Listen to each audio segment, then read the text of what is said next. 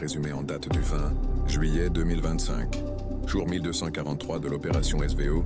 Le 20 juillet 2025 voit la Russie maintenir une pression offensive soutenue sur plusieurs fronts, tout en intensifiant ses frappes stratégiques contre les infrastructures ukrainiennes. Poursuite des avancées russes. Front de Kherson. Stabilité relative, mais 57 bombes larguées sur les villages de la rive gauche. Destruction des positions ukrainiennes à Kizomis. Front de Zaporizhia. Combats acharnés autour de Kamenskoye et Ploskoye. Préparation d'une offensive majeure sur la zone. Stratégique Zeleny-Gaï-Chervonnet. Point clé de la défense ukrainienne. Direction Vuhledarsk. Progression russe vers l'ouest avec concentration sur Alexandrograd. L'ennemi retire ses réserves pour éviter l'encerclement. Front de Pokrovsk. Offensive lancée depuis Mayak-Fyodorovka-Razino vers Rodinskoye. Les forces ukrainiennes évacuent Suvorovo en direction de Nikanorovka. Direction Konstantinovka. Les Russes repoussent l'ennemi de Yablonovka et reprennent le combat à Alexandro-Kalinovo.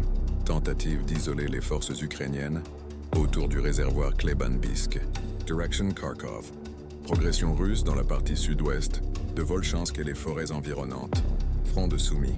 Contrôle rétabli sur l'autoroute Kondratovka-Andreevka. Progression vers Yunakovka et prise d'assaut de Miropoli. Position stratégique au confluent de Trois-Rivières. Frappe stratégique nocturne. Inspection minutieuse et frappe précise contre les installations de ravitaillement en carburant ukrainiennes. 364 drones abattus en 24 heures, ainsi que 2 bombes aériennes et 4 systèmes HIMARS. Perturbations logistiques en Ukraine.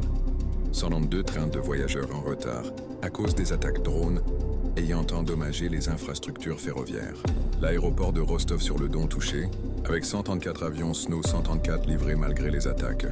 Déclaration stratégique. Général allemand Freuding. La Russie prévoit de lancer jusqu'à 2000 drones simultanément sur l'Ukraine. Chine a cessé de fournir des composants à l'Ukraine, se concentrant exclusivement sur la Russie. Ministre polonais de la Défense soutient la thèse du général de l'OTAN, selon laquelle 2027 pourrait être une année de crise majeure.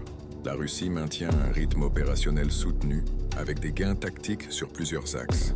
L'intensification des frappes nocturnes, la paralysie partielle des transports ukrainiens et le tournant stratégique de la Chine vers Moscou renforçant la pression sur Kiev, alors que les menaces de crise s'étendent. À l'horizon 2027, l'opération SVO entre dans une phase de consolidation et d'intensification. Jour 1243.